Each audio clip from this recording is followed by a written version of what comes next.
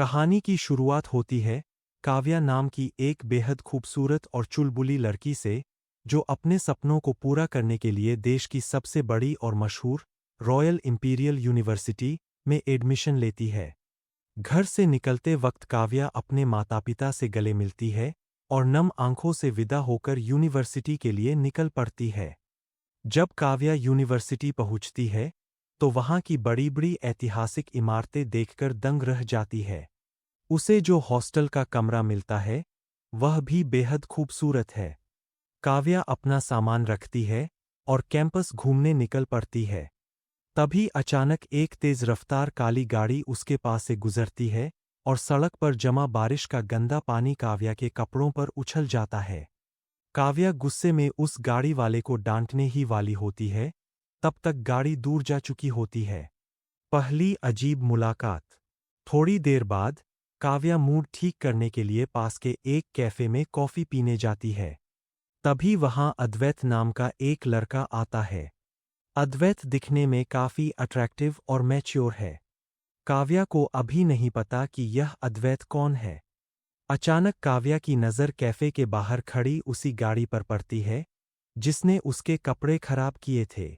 काव्या तुरंत समझ जाती है कि यह गाड़ी इसी लड़के की है। काव्या अद्वैत के पास जाती है और गुस्से में कहती है, तुम्हें गाड़ी चलाने की बिल्कुल तमीज नहीं है। तुमने मेरे सारे कपड़े खराब कर दिए। अद्वैत मुस्कुराता है और बड़े मजाकिया अंदाज में कहता है, ओह, रियली सॉरी, पर मौसम ही ऐसा था कि गाड़ी की रफ्तार बेहक गई। अद्वैत के इस बिंदास और बेफिक्र अंदाज से काव्या और चिढ़ जाती है। क्लासरूम का सरप्राइज। अगले दिन काव्या का यूनिवर्सिटी में पहला दिन होता है। क्लास में उसकी मुलाकात रवि और मीरा से होती है, जो बहुत जल्द उसके अच्छे दोस्त बन जाते हैं।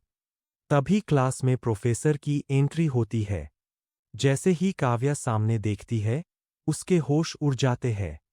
प्रोफेसर कोई और नहीं, बल्कि वही कैफे वाला लड़का अद्वैत था। दरअसल, अद्वैत वहां कुछ समय के लिए गेस्ट प्रोफेसर के तौर पर पढ़ाने आया था। अद्वैत जिस अनोखे और शायराना अंदाज में लिटरेचर, साहित्य पढ़ाता है, काव्या उसकी दीवानी हो जाती है। अद्वैत क्लास में जिंदगी और स्टूडेंट्स से कहता है कि कल सब अपनी तरफ से एक-एक शायरी लिखकर लाएंगे। क्लास खत्म होने के बाद अद्वैत काव्या को रोकता है और कल की गलती के लिए दोबारा माफी मांगता है। दोनों बात कर ही रहे होते हैं कि तभी वहां तान्या नाम की एक लड़की आती है। तान्या को अद्वैत के करीब देखकर माहौल थोड़ा अजीब हो जाता है और काव्या वहां से चुपचाप निकल जाती है। शब्दों का खेल और बढ़ती नज़दीकियां।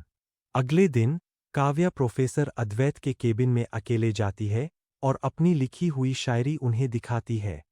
काव्या कहती है, एक इंसान किसी से सिर्फ कुछ महीनों तक ही शिद्दत से प्यार कर सकता है, समय के साथ सब बदल जाता है। अद्वैत इस बात से सहमत नहीं होता। तब काव्या एक और गहरी शायरी पढ़ती है, जो सीधे अद्वैत के दिल को छू जाती है। अद्वैत के बात करने का अंदाज काव्या को उसके और करीब ले आता है। लेकिन तभी फिर से वहां तान्या आ जाती है। कुछ दिनों बाद यूनिवर्सिटी के सभी स्टूडेंट्स और प्रोफेसर एक क्लब, पब की पार्टी में होते हैं। वहां एक लड़का काव्या के साथ बदतमीजी करने लगता है और उसका मजाक उड़ाता है। काव्या को गुस्सा आता है और वह अपनी ड्रिंक उस लड़के के मुंह पर फेंक देती है और रोते हुए बाहर भाग जाती है। वह लड़का गुस्से में काव्या के पीछे जाने लगता है, लेकिन प्रोफेसर अद्वैत बीच में आकर उस लड़के को रोक लेता है। अद्वैत तुरंत काव्या के पीछे बाहर आता है। रात के सन्नाटे में दोनों सड़क पर टहलते हुए दिल की बातें करते हैं। अद्वैत उसे एक शांत रेस्टोरेंट में ले जाता है। काव्या कहती है, मुझे लिटरेचर से प्यार है, भले ही लोग कहें कि इसमें कोई बड़ा फ्यूचर या नौकरी नहीं है। दोनों वहां का मशहूर सैंडविच खाते हैं और हंसते मुस्कुराते हैं। खाते पीते रात काफी हो जाती है। अद्वैत कहता है, चलो, मैं तुम्हें हॉस्टल छोड़ देता हूं। एक संकरी, खूबसूरत गली से गुजरते वक्त काव्या अचानक अद्वैत के बेहद करीब आ जाती है और उसे अपने कमरे पर चलने को कहती है। लेकिन अद्वैत एक कदम पीछे हटा लेता है और कहता है, काव्या, हमें अभी एक दूसरे को और समझना चाहिए। जल्दबाजी ठीक नहीं, इतना कहकर अद्वैत चला जाता है। काव्या को लगता है कि अद्वैत ने उसे रिजेक्ट कर दिया, जिससे उसका दिल टूट जाता है।